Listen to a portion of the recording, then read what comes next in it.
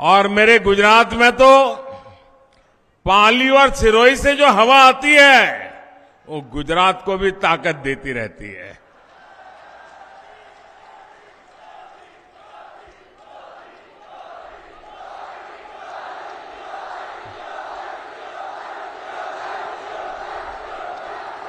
और मैं आज बड़े बड़े विश्वास से दो बात कह रहा हूं। पाली का भाजपा का कार्यकर्ता और सोजत की मेहंदी का रंग ये कभी भी उतरते नहीं है।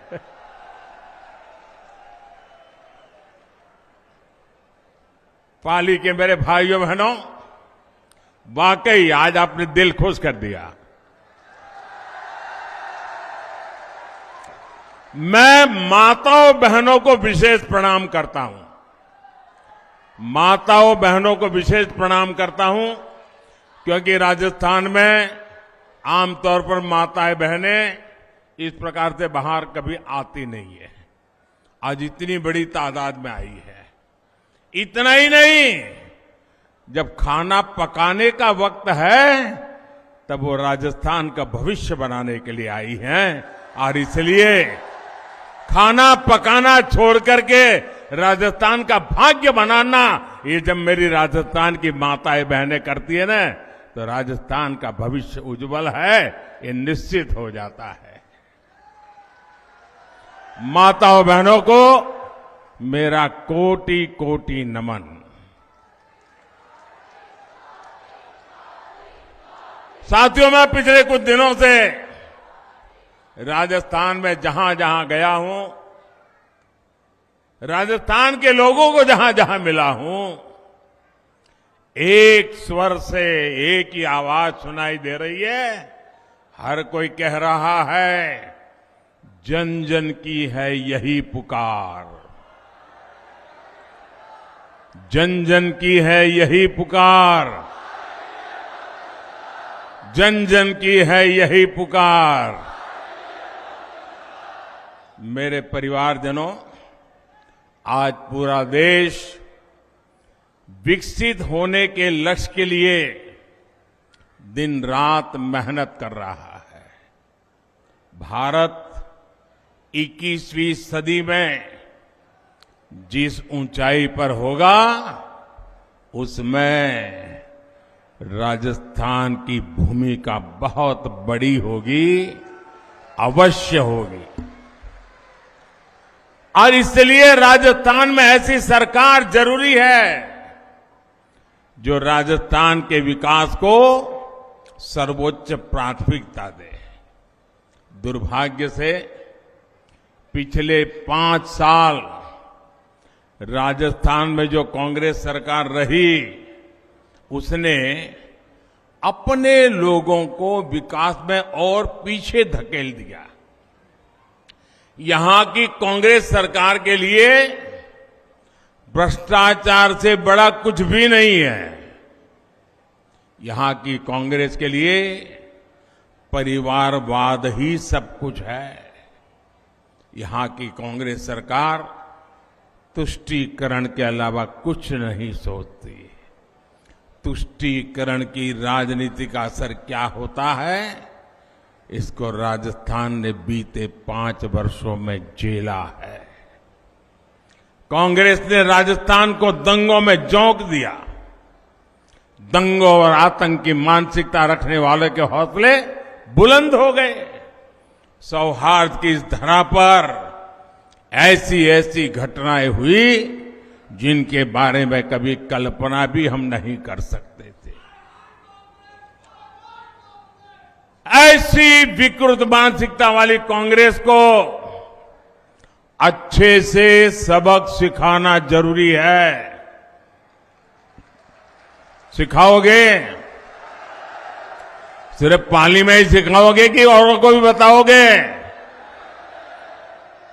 मेरे परिवारजनों, कांग्रेस और उसके घमंडिया गठबंधन की ये पहली हरकत नहीं है। सनातन को लेकर इन्होंने क्या क्या कहा है, ये पूरे देश ने देखा है। मेरी माताएं बहनों ने तो बहुत आक्रोश व्यक्त किया है। कांग्रेस और उसके साथी सनातन को खत्म करने का ऐलान कर रहे हैं, और सनातन को खत्म करने का मतलब है राजस्थान की संस्कृति को खत्म करना। क्या ये करने देंगे आप? ये करने देंगे? ये कांग्रेस के कारनामे चलने देंगे? एक घमंडिया गठबंधन के करतूत मान्य करेंगे? साथियों, हम सब तो भली भांति जानते हैं, यहां जालोर जिले में कानीवाड़ा में हनुमान जी का प्राचीन मंदिर है। उस हनुमान जी के प्राचीन मंदिर में पीढ़ियों से दलित समाज के ही पुजारी होते हैं, भगवान की पूजा करते हैं, और सब लोग जाकर के वहां आशीर्वाद लेते हैं, प्रसाद आरोग्य करते हैं। ऐसी प्रेरणादायी भूमि पर कांग्रेस के संरक्षण में दलितों को निशाना बनाया जा रहा है। आप देखिए, महिलाओं और दलितों को लेकर ये कैसी कैसी भाषा का उपयोग कर रहे हैं। कुछ दिन पहले ही बिहार में घमंडिया गठबंधन के एक नेता, वो वहां के मुख्यमंत्री हैं, उन्होंने दलित समाज के एक पूर्व मुख्यमंत्री के लिए ऐसी अभद्र भाषा बोली, ऐसी अभद्र भाषा बोली, कोई सामान्य नागरिक भी बातचीत में भी ऐसा नहीं बोल सकता।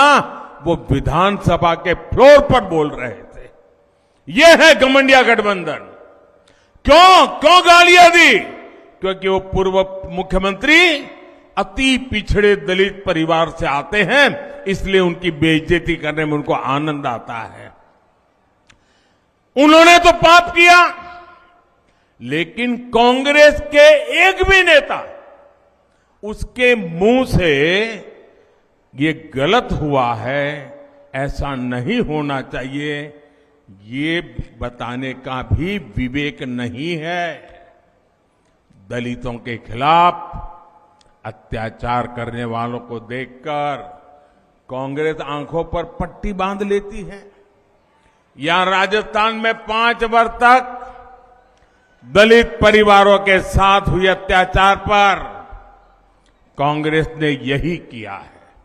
साथियों, जब से महिलाओं को आरक्षण देने वाला कानून नारी शक्ति वंदन अधिनियम पारित हुआ है, तब से इन्होंने महिलाओं के विरुद्ध अभद्र अभियान छेड़ दिया है। घमंडिया गठबंधन के नेताओं ने कैसी कैसी आपत्तिजनक टिप्पणियां हमारी माताओं बहनों के लिए की है। बिहार के मुख्यमंत्री ने तो विधानसभाओं में महिलाओं के प्रति घोर अपमानजनक शब्दों का प्रयोग किया है। लेकिन मजाल है कि कांग्रेस के किसी भी नेता ने कोई आवाज उठाई हो, और यही कांग्रेस का असली चेहरा है, जिसे राजस्थान के लोग पहचान गए हैं। साथियों, महिला विरोधी कांग्रेस कभी महिलाओं का कल्याण नहीं कर सकती, कभी महिलाओं की सुरक्षा नहीं कर सकती।